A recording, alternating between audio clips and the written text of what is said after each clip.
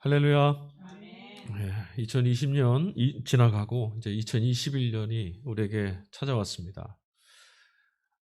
어떤 이들에게는 눈을 감고 나니 그냥 또 찾아온 한 해일 수도 있겠지만, 오늘 하나님 앞에 예배하고 있는 우리들 모두에게는 하나님이 우리에게 걸고 계시는 새로운 소망, 하나님이 우리 안에서 이루실 희망의 날들을 선물로 주셨는 것으로 함께 믿고, 이 시간 우리에게 이 귀한 선물을 주신 하나님께 감사와 찬양을 올림이 마땅할 줄로 믿습니다. 올 한 해 하나님께서 우리 인생 가운데 열어가시는 복된 걸음, 여러분 힘차게 걸어가시고 믿음으로 걸어가실 때 하나님만이 이루신 일들을 여러분의 삶에서 증거할 수 있는 그런 인생의 걸음 되실 수 있기를 다시 한번 주님의 이름으로 간절히 축원드립니다. 새로운 한 해가 시작되었죠. 여느 해에도 그래야 했지만 특별히 올해는 한 해를 맞는 우리의 마음이 좀 색다른 것 같습니다. 지난 한 해 코로나로 인해서 참 어렵고 힘겨웠던 시간을 우리가 보내왔었죠. 그래서 그런지 새해 첫 주 우리의 기대, 세상의 많은 이들, 많은 사람들, 우리 모두가 기대하고 있는 그 하나는 아마도 어찌하면 올해는 좀 잘 살 수 있을까? 어찌하면 올해는 복되게 살 수 있을까? 다시 말씀드리면 복을 어떻게 받을 수 있을까? 세상에 복은 어디 있는가? 여기에 집중되어 있는 것 같습니다.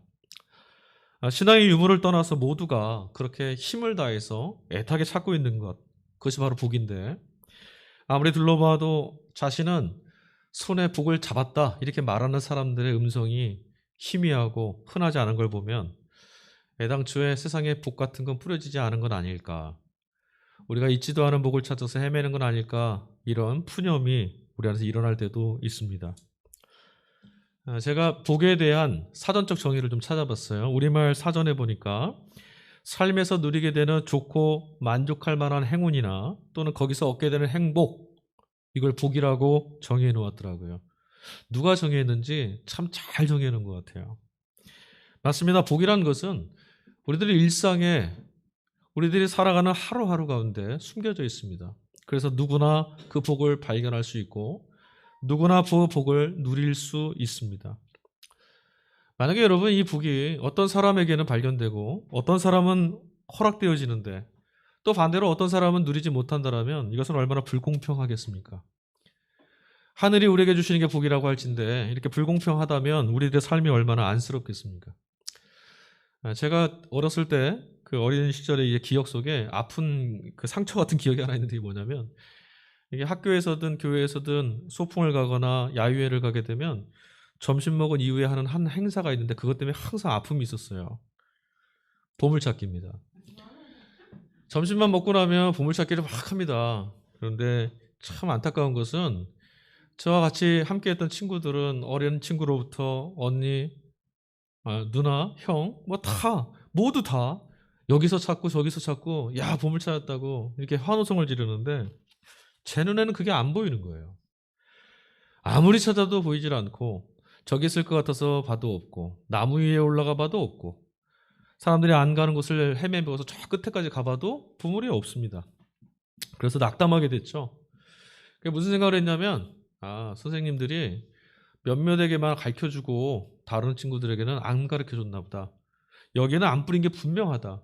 혹시 안 뿌리고 저 사람들한테 몰래 나눠준 다음에 보물이 있다라고 거짓말한 건지도 모르겠다.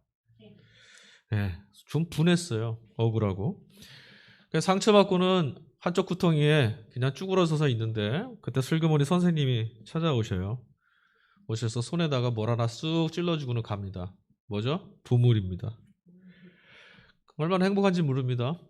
감사하죠. 너무나 기뻤어요. 그래서 시침을 뚝 떼고 가서 큰 소리로 외칩니다. 야, 보물 찾았어. 우리네 인생에서 발견하게 되는 복도 이런 것 같아요. 아무리 둘러봐도 복이 보이질 않습니다. 그러다 보니 복이란 건 애당초 없나 봐. 애당초 이런 건 허락되어 있지 않았어. 내 인생은 이런 것과 거리가 멀어. 이렇게 생각하고 살아요. 또 어떤 사람들은 선생님이 푹 찔러준 그 보물 하나 받은 것처럼 내가 아무것도 못한다고 체념해 있을 때 내게 찾아온 그것 때문에 너무나 감사하고 행복하고 그렇구나, 여기 있었구나, 이런 삶을 살아가는 사람들도 있죠. 대부분은 이런 복이란 것은 없다.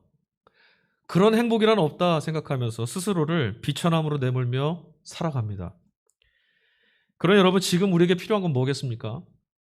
복이 있느냐 없느냐가 아니라 우리 일상에 찾아와서, 아니 우리 일상에 하나님이 뿌려놓으신 복들을 지나치지 않고 발견하고 찾아낼 수 있는 눈, 이게 필요한 거죠. 여러분, 골동품을 감별하고 귀중품을 감별하는 그런 감별사들 있지 않습니까? 그런 사람들이 우리보다 탁월한 게 뭐가 있을까요? 뭐 시력이 우리보다 좋은 건 아니에요. 뭐 그들이 시력이 뭐 4.0 뭐 이런 것도 아니고 우리랑 똑같습니다. 단지 차이가 있다면 볼 수 있는 것들을 집중해서 볼 수 있는, 그리고 보지 않아도 될 것에 시선을 빼앗기지 않는 것, 이게 차이가 있어요. 결국 여러분, 복이라는 것은 발견해내는 눈을 가진 사람들에게만 발견되고 발견할 수 있는 눈이 없는 이들에게 보이지 않는, 그러니까 없는 것과 같은 그런 것이죠. 앞서 말씀드렸지만 안타깝게도 대부분의 경우에는 복이 우리 곁에 와 있음에도 보지도 못하고 그것을 지나치고 그렇게 잃어버린 이후에야 아쉬워하고 안타까워하고 후회하곤 하죠. 복을 발견하는 그런 어떻게 발견해내는 방식이 아니라 복을 보지 못하게 하는 방식에 우리가 길들여져 있기 때문에 옆에 찾아온 내 삶에 함께하고 있는 복을 보지 못하고 지나가는 겁니다. 우리의 오늘이, 우리가 살아가는 하루하루가 하나님이 우리 일상에다가 복되게 하시려고 심기어 놓으신 복을 보지 못하도록 그런 방식으로 작동하고 있다는 것을 우리 유념해야 합니다. 주어진 현실, 그러니까 우리에게 주어진 이 일상이 하나님이 우리를 복되게 하시려고 감추어놓은 보석 같은 그런 시간이란 것을 여러분 발견해내고 또 그 일들을 감사하지 못한다면 복, 하늘이 우리에게 주시는 그 복은 영원히 보지 못할 수도 있습니다. 그렇다면 여러분, 생의 기쁨이 되는 이런 복, 우리 인생과 삶을 구원으로 열어갈, 행복으로 이끌어갈 그런 복을 도대체 우리가 어디서 찾을 수 있을까요? 오늘 우리가 읽은 일독서, 신년주의 일독서 본문이 예레미야 말씀이죠. 이 일독서 말씀은 북왕국 이스라엘이 멸망하고 나서 한 100년쯤 지난 후에 그 예레미야라는 선지자가 남유다에서 하나님 말씀을 전했던 바로 그 예언의 말씀이 담겨져 있습니다. 읽어보셔서 여러분 아시겠지만 이 암담한 현실 속에서 하나님께서 우리에게 좋은 것 가져다 주신다라고 하는 그 말씀이 위로가 되고 힘이 되죠. 그런데 여러분 어떻습니까? 예언의 말씀이나 하나님의 약속과 같은 이런 말씀을 접할 때마다 우리 안에 곧장 알 수 없는 답답함이 막 찾아오곤 하지 않습니까? 우리의 의문이 있죠. 이런 말씀을 들을 때마다 우리 안에 자꾸 감추어지지 않고 삐죽삐죽 올라오는 의문이 있어요. 그게 뭡니까? 좋은 말씀, 귀한 말씀, 소망이 되는 위로의 말씀인데 그렇다면 대체 이 예언의 말씀이 언제 성취된단 말인가? 도대체 이 말씀이 이루어지는 것을 우리가 언제 볼 수 있을까? 이 의문이 우리를 떠나지 않습니다. 놓아주질 않아요. 보십시오. 이미 100년 전에 망했던 이스라엘, 아수르 제국에 의해서 이미 100년 전에 초토화됐습니다. 그 안에 살고 있던 거주민들은 모두 다 땅끝으로 흩어졌습니다. 어디로 사라진지 모릅니다. 역사 속에서 불행하지만 이들은 역사 속에서 다시 돌아오지 못했습니다. 그런데 오늘 본문의 말씀 속에서는 하나님이 그들을 다시 돌아오게 하겠다 말씀하시거든요. 이런 예언이 성취되지 않았는데 그럼에도 불구하고 선지자 예레미야는 하나님의 말씀이다라고 전하면서 기뻐하라 이렇게 말합니다. 참 신기하지 않습니까? 선지자 예레미야는 어떻게, 그리고 선지자 예레미야를 통해서 이 말씀, 이 예언의 말씀을 들었던 이스라엘이 이 말씀을 모든 것을 성취해내시고야만한 하나님 말씀으로 받아들일 수 있었을까? 이스라엘 백성들은 어떻게 역사 안에서 그 일들이 이루어지지 않아가는 그런 현실 속에서도 이 말씀은 하나님 말씀이다, 하나님이 이 말씀을 성취하실 것이다 믿었을까? 이 예언의 말씀은 앞서서 방금 전에 말씀드렸지만 이 시대적 절망 앞에서도 이스라엘아 기뻐하라 이렇게 말씀하고 요구하고 있어요. 그리고 기뻐해야 될 이유에 대해서 설명해 주고 있습니다. 여러분 오늘 본문 말씀 31장 7절부터 14절까지 읽었는데 여러분 혹시 이 예언의 말씀 안에서 기뻐하라는 하나님의 그 명령 앞에서 이것 때문에 기뻐할 수 있습니다 할 만한 이유들을 발견하셨습니까? 어떻습니까? 예레미야의 입을 통해서 하나님의 복이 여기 있다라고 하는 그 말씀 무엇이 눈에 들어오세요? 곡식과 새 포도주와 기름과 어린 양 떼와 소의 떼, 좋은 것들이죠. 여호와의 복 같습니다. 또 이런 건 어떻습니까? 맹인과 다리 저는 사람과 잉태한 여인과 해산하는 여인들이 함께 돌아올 것이다. 정말 기쁜 일이죠. 이런 것들은 두말할 나위 없이 정말 복된 겁니다. 행복한 거죠. 이런 것들이 우리에게 주어진다는 건 하나님이 주시는 복처럼 보입니다. 사실 저도 올 한 해에 우리들 모두에게, 우리 성도님들 삶에 이런 일들이, 아니 우리가 살아가는 이 온 땅 가운데 이런 일들이 많아지기를 소망합니다. 그런데 여러분, 이런 식의 기쁨이나 복이라는 것은 하나님이 아닌 세상 안에서도 발견하고 또 세상에서도 찾고 있는 그런 것들입니다. 다시 말씀드리면 하나님만이 하실 수 있는 그런 일들은 아니라는 거죠. 예언의 말씀은, 예레미야를 통해서 전해주신 하나님 말씀은 이런 기쁨, 세상이 만족하고 세상이 동의하고 세상이 열심히 열중하고 있는, 주목하고 있는 그런 복에 우리들의 시선을 주목하라고 말하지 않습니다.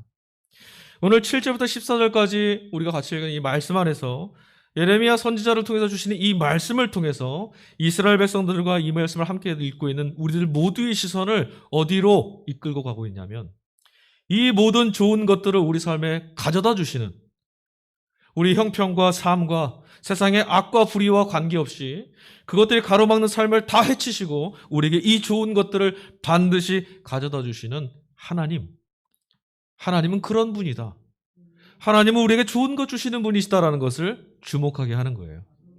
그럼 여러분 이 말씀을 읽으시고, 야, 저런 것도 가졌으면 좋겠고 이런 것도 가졌으면 좋겠고 이것만 있으면 기뻐할 수 있고, 아니요, 그렇지 않습니다. 그것이 아니라 하나님은 이런 것들을 우리에게 가져다 주시는 분이구나, 이걸 잊지 않으셔야 되는 거죠.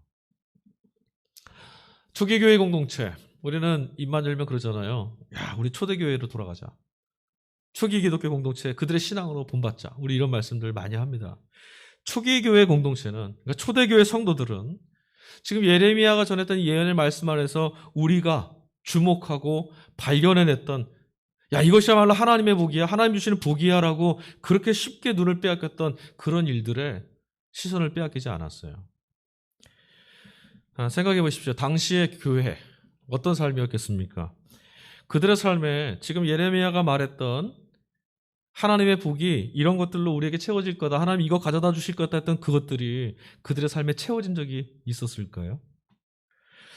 초대교회 성도들의 삶에는 그런 식의 기쁨은 흔하지 않았습니다.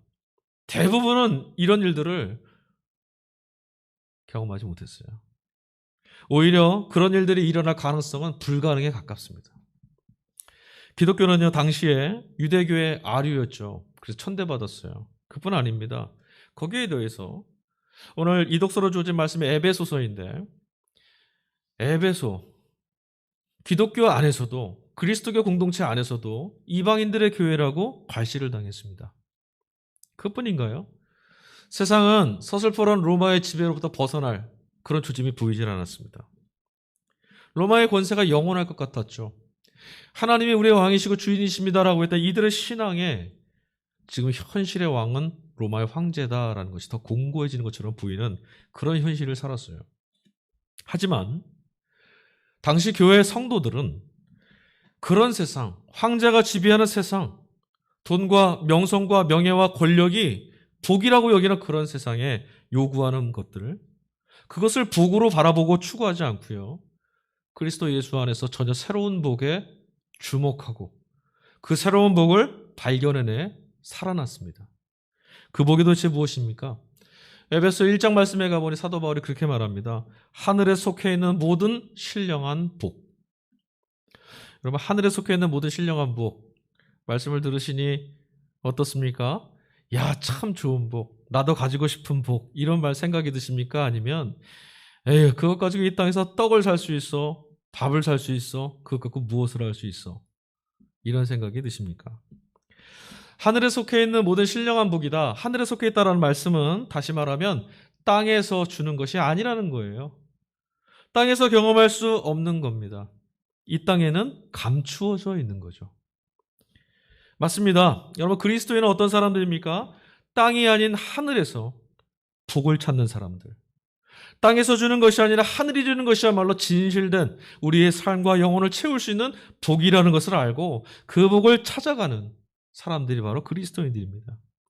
여러분의 인간의 참된 행복은 어디서 얻을 수 있습니까? 세상이 주는 것? 여러분 어떻습니까? 그러면 지금까지 살아오실 때 여러분을 이 둘러싸고 있던 세상이 여러분에게 넘치는 기쁨과 평안의 복을 가져다 주었습니까? 그렇다면 오늘 우리가 왜 이렇게 공허하고 오늘 왜 이렇게 가난하고 우리가 오늘 왜 이렇게 아쉬운 허무한 삶 가운데 놓이게 되어 있습니까? 인간이 행복할 수 있는 길은 인간이 정말 참된 기쁨을 누릴 수 있는 복은 하나님을 어떤 분인지를 경험하는 것, 하나님이 어떤 분이신지를 목격하는 것, 그 하나님이 내 삶 가운데 찾아와 계신다는 것을 깨달아 알게 되는 것, 그때가 바로 우리 영혼을 풍성하게 채우는 복과 만나는 겁니다. 여러분 우리는 그동안 말씀을 많이 들어왔죠. 말씀도 열심히 읽으시고 설교도 많이 들으시고 교육도 받고 하나님에 관해서 정말 많이 배워왔습니다. 한국 기독교 우리 성도들만큼 그리스도인들만큼 정말 하나님 말씀을 열심히 공부하는 민족은 많이 없을 거예요. 아마 우리 민족이 갖고 있는 특별한 그 교육열도 한 몫을 했을 것 같은데 하나님에 관해서 정말 툭 치면 나올 만큼 성경 몇 장 몇 절이 어떻더라 암송도 하고요. 누구보다 잘 알고 있다고 우리 하나님 잘 믿고 있다고 생각해 왔습니다. 하지만 여러분 세상이 우리에게 강요해온 그런 틀 이런 것이 행복이고 이런 것은 불행이고 이렇게 살아야만 잘 사는 것이고 이렇게 살면 참 안쓰러운 불쌍한 인생일 뿐이다 라고 해도 그런 틀 안에서 어떻습니까? 하나님이 우리에게 어떤 분이셨습니까? 우리가 잘 나가고 있다고 생각할 때 우리 행복하다고 생각했을 때 만족하고 있을 때는 괜찮은데 세상이 요구해주는 그 틀 안에서 난 참 불행하다 난 참 안쓰럽다 너무나 박복하다, 괴롭다, 고통스럽다 생각했던 그런 상황 속에서 여러분 하나님은 어떤 분이셨습니까? 우리 그런 일들을 경험할 때마다 하나님을 이런 현실 속에서는 아무것도 해주실 수 없는 이런 인생에는 이런 삶의 조건에서는 내가 지금 이렇게 힘들게 통과하는 이런 자리에서는 아무것도 해주실 수 없는 아무런 힘도 못 쓰시는 무능한 그저 저 먼 미래의 구원자일 뿐이다. 이렇게 경험해 왔죠. 그러니 하늘에 속해 있는 신령한 복이라는 말은 듣기에는 참 좋은데 여전히 그것이 내게 주어졌다는 것을 실감이 나지 않고 땅에서는 아무짝에도 쓸모없는 그런 것이다라고 그래서 너무나 무감각한 기쁨처럼 우리가 고백하는 그런 것이 되고 말한 거죠. 하늘에 속해 있는 모든 신령한 복 하나님이 막연한 이들에게 그 복은 복으로 보이지 않습니다. 그런데 여러분 사도 바울은 하나님께서 바로 이 하늘에 속한 모든 신령한 복을 주시는 분이다 라고 말하고 있어요. 그것을 교회에 가르쳐주고 있죠. 앞서 말씀드렸다시피 세상이 요구했던 예레미야의 그 예언 속에 들어있는 세상 모두가 다 이야 이거 참 좋은 것이다 이거야말로 복이다 여길 수 있는 그런 거 주어지지 않아도 하늘에 속해 있는 신령한 복이 우리 안에 있다라는 것을 누리라고 하나님이 우리에게 그런 것 주시는 분이다라고 끊임없이 가르쳐 왔습니다. 복. 에베소 말씀해 보니 이런 복을 엔 크리스토 즉 예수 그리스도 안에서 예수 그리스도를 통해서 하나님이 우리에게 주신다라고 말하고 있어요. 누굴 통해서요? 예수 그리스도를 통해서. 하늘에 속해 있는 모든 신령한 복은 오직 예수 그리스도를 통해서 우리에게 주셨고 예수 그리스도를 통해서만 주어지는 것이다. 이것이 바로 바울의 가르침입니다. 그런데 여러분 그러고 보니까 예수님이야말로 우리에게 주신 하나님이신 가장 큰 복인데 우리 그 예수님을 우리에게 주신 하나님께 감사하거나 하나님이 우리에게 주신 그 예수 그리스도로 인하여서 기쁨에 겨워 벅찬 찬미와 찬송을 드렸던 적이 너무나 드물어졌습니다. 세상이 말했던 그런 것, 소떼나 양떼, 우리가 바랬던 어떤 것들, 아픔과 고통이 사라지는 어떤 것들, 그것이 내게 주어져 있지 않다고 생각되면 예수 그리스도 안에서라는 말도 그다지 큰 기쁨이 되지 못하는 무감각한 그런 신앙의 자리에 떨어지고 말았죠. 예수님이 찾아오셨다고 말하는 성육신의 사건, 대림의 기다림, 성탄의 기쁨, 부활의 그 영광, 그저 하나님이 그렇게 하셨더라 이렇게 여겨졌을 뿐 내게 임한 그리스도를 통해서 하나님이 내게 주시는 하늘에 속한 신령한 복이다라고 여겨지지를 않았다라는 거죠. 바울뿐만이 아닙니다. 성경 곳곳에 모든 하나님의 사람들은 하늘에 속한 이 신령한 복에 대해서 외칩니다. 삼독서 본문이 요한복음 1장입니다. 사도 요한은 하늘에 속한 복이 우리에게 찾아왔다 이렇게 말합니다.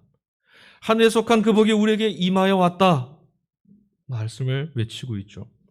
자기 땅에 찾아오신 말씀 되시는 예수 그리스도, 그가 바로 하늘에 속한 신령한 복이다. 이게 사도 요한의 외침입니다.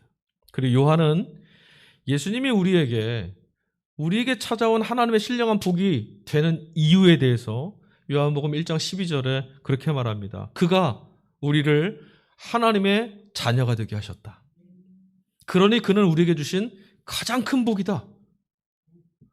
여러분 어때요? 하나님의 자녀가 된 것이 복입니까? 할렐루야. 이것보다 큰 건 없습니다. 이것보다 중요한 건 없어요. 여러분 하나님의 자녀가 된다는 것이 무엇입니까? 우리가 구체적으로 우리의 신앙의 삶에서 내가 하나님의 자녀가 되었다. 이거 어떻게 경험하게 되죠? 이제 하나님 말씀이 기록되는 문자로 보이지 않는 겁니다. 야, 하나님 말씀이 살아있구나. 그렇게 하나님의 살아계심을 나의 삶의 실존적인 그 삶의 자리에서 경험해가는 것, 이게 바로 하나님 자녀가 되는 겁니다. 야, 그런 게 어딨어? 그런 말씀이 무슨 터무니없는 말을 하고 있어? 이건 하나님 자녀가 되지 못한 거예요. 하나님의 자녀는 하나님 말씀을 들을 때마다 기쁨으로 영혼의 외침을 함께 토해내죠. 아멘이라고. 하나님 말씀 살아있거든요. 하나님을 만나게 된다는 것은 이제 더 이상 하나님을 문자에 갇혀 계신 그런 하나님이 아니라 우리 삶 가운데에, 내 삶 가운데 동행하시는 생생한 하나님, 말씀이 성취되어져 가는 것, 그분의 말씀이 성취되어져 가는 것들을 내 삶의, 이 깨진 삶의 자리에서 흔들거리는 내 걸음 안에서 발견하게 되는 것, 이게 바로 하나님을 만나는 겁니다. 하나님을 경험한다는 것은 그동안 우리를 야, 그런 일은 있을 수 없어, 이렇게 말하는 절망하게 하는 세상에서 그러나 하나님으로서는 못하실 것이 없습니다 라는 말을 풀어내게 만드는 거죠. 반드시 이루고 성취해내시고 마는 하나님 말씀의 능력. 하나님 말씀은 땅에 떨어져서 사라지는 것이 아니라 반드시 우리에게 외쳐지고 들려졌던 그대로 성취하시는 능력이다라는 걸 경험하게 하는 것. 이게 바로 하나님을 만나는 일이고 하나님의 자녀가 된 삶의 증거인 겁니다. 그러나 여러분, 이렇게 하나님을 경험하게 되면, 하나님의 자녀가 되는 삶을 살게 되면, 말씀은 이런 것이다라는 것을 내 눈으로 보며 살게 된다면 우리 삶이, 우리 인생이 어떻게 바뀔까요? 이제 예수 그리스도 안에서 모든 것이 긍정이 되는 하나님의 통치의 세계를 경험하게 되는 겁니다. 사도 요한은 앞서 말씀드린 삼독서 요한복음 1장 14절에 말씀이 육신이 되어 우리 가운데 찾아오셨으며 또한 지금 우리와 함께 거하고 계신다라는 것을 이야기해 줍니다. 여기서 중요한 게 있습니다. 말씀이 육신이 돼요.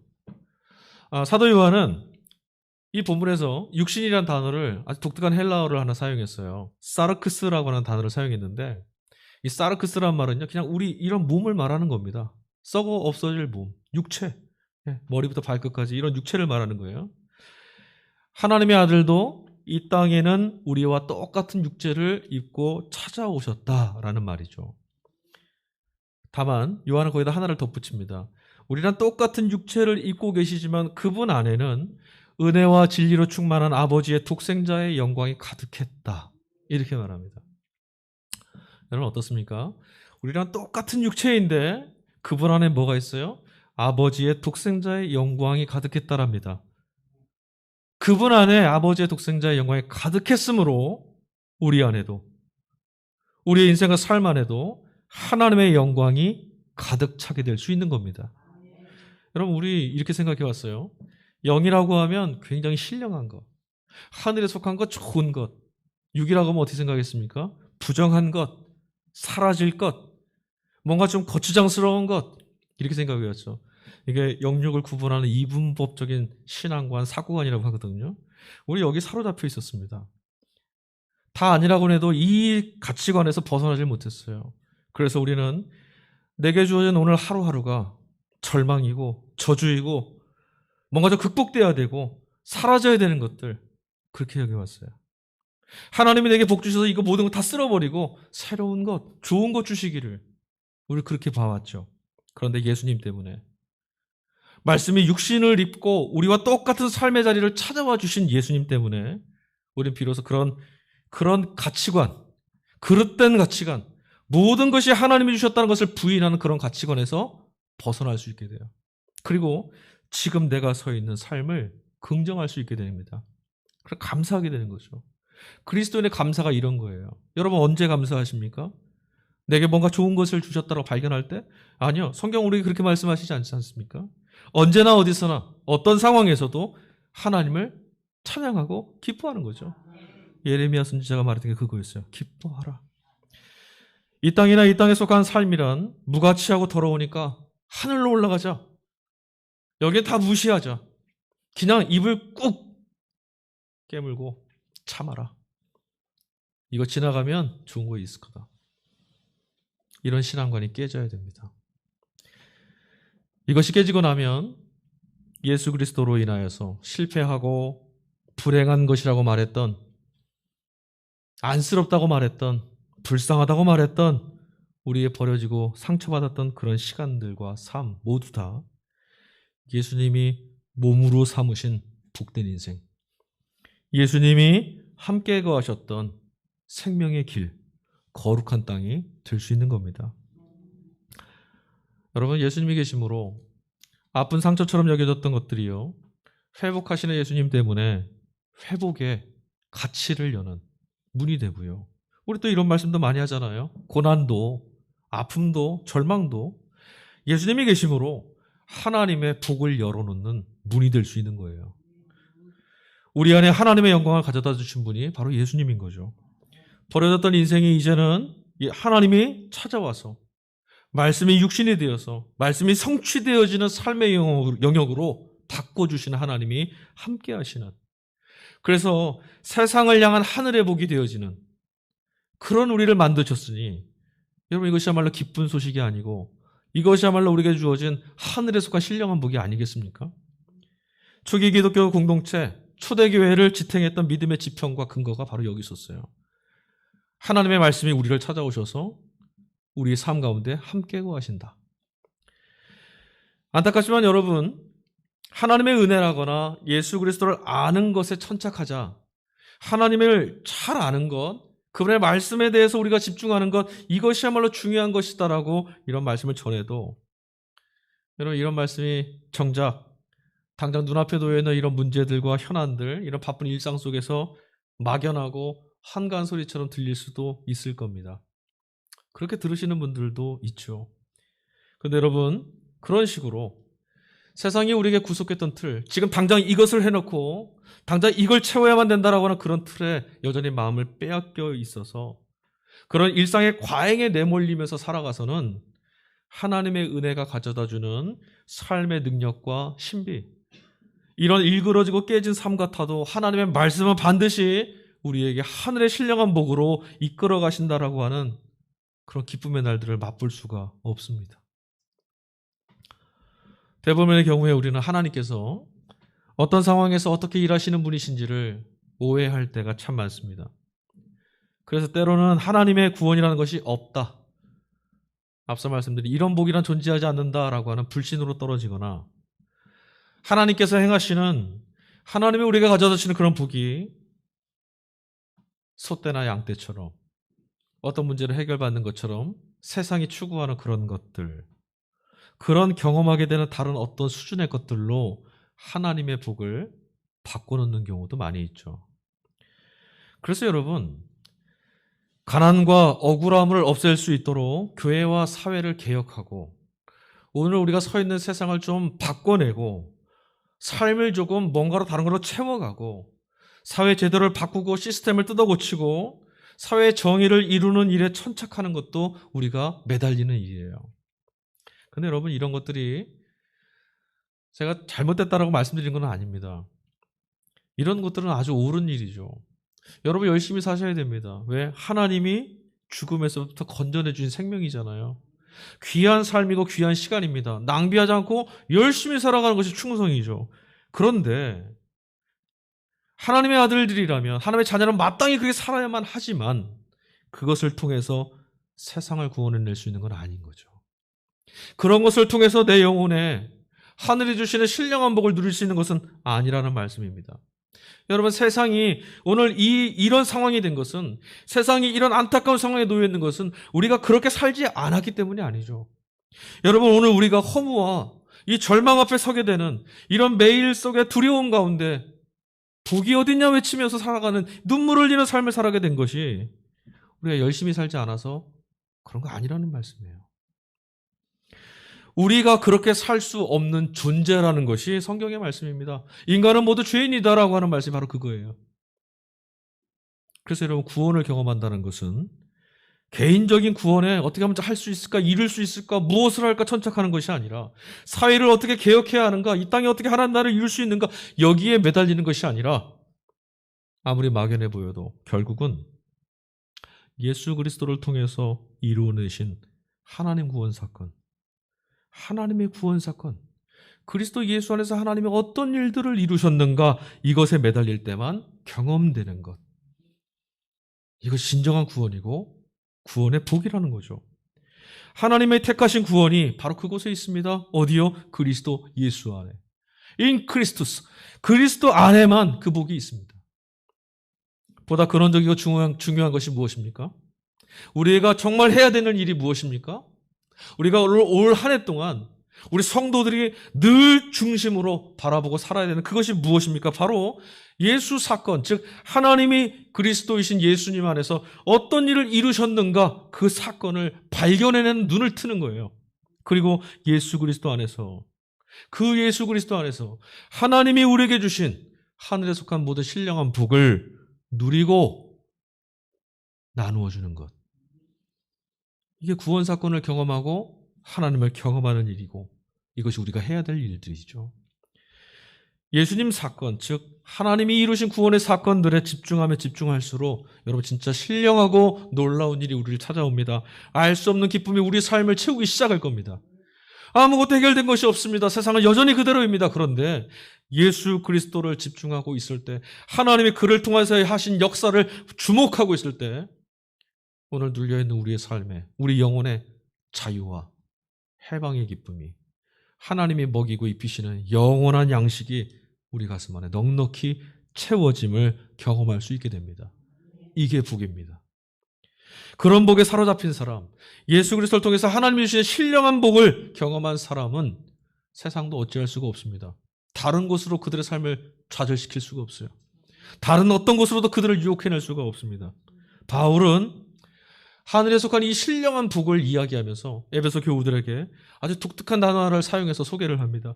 복, 이것을 바울은 율로기아라고 하는 말로 사용했어요. 율로기아. 이게 되게 재밌더라고요.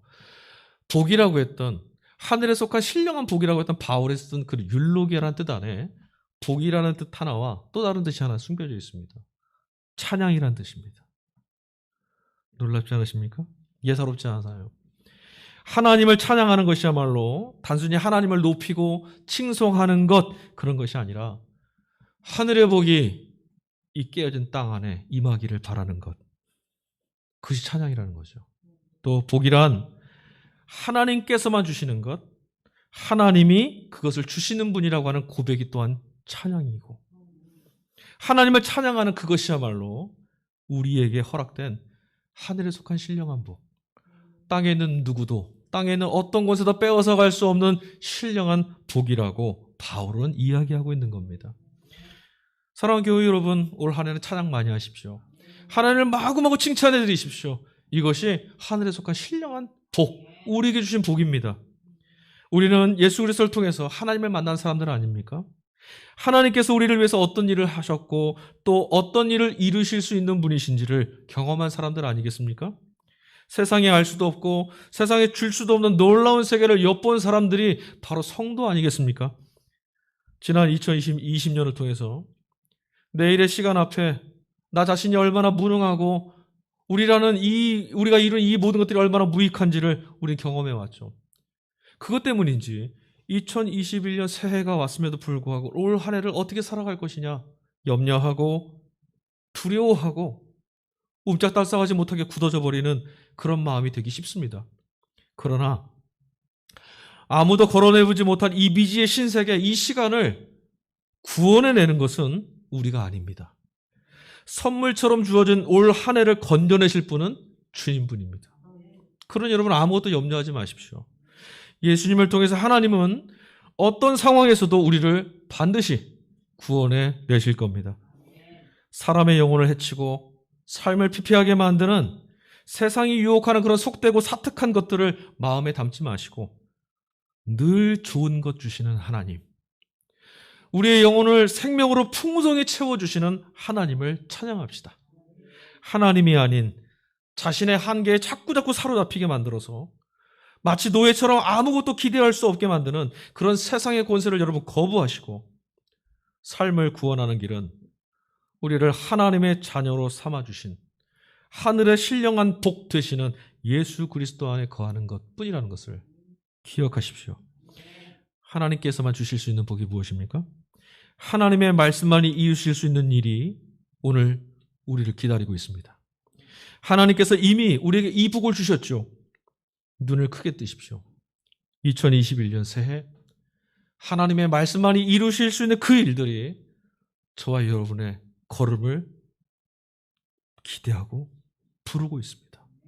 그리고 우리를 초대하신 그분이 마침내 당신의 선하신 뜻 안에 우리 삶을 건져내실 것입니다. 아멘. 우리 이 시간에 함께 찬양합시다. 들은 말씀을 기억하시면서 이 말씀 그대로 이루실 하나님, 우리가 늘 좋은 것 주시는 하나님, 하나님 왜 내 인생을 이렇게, 하나님 왜 세상을 이렇게